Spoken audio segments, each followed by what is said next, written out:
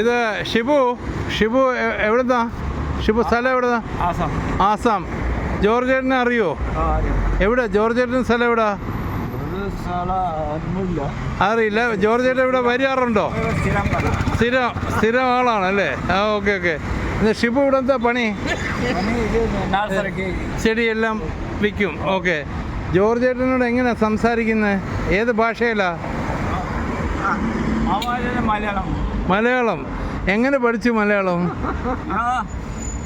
7 വർഷമായി. ആ, നീ മിടുക്കനാണല്ലോടാ കുട്ട.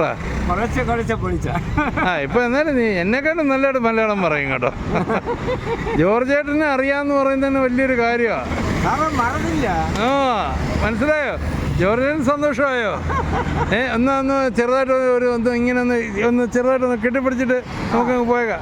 അങ്ങനെ നല്ലതായിട്ടൊന്ന് കെട്ടിപ്പിടി. ആ, അത്രേ ഉള്ളൂ. നമ്മളെല്ലാവരും ഭാരതീയരാണ്, നമ്മളെല്ലാവരും സഹോദരരാണ് അല്ലേ? ദൈവം എല്ലാവരും അനുഗ്രഹിക്കട്ടെ. ഓക്കെ.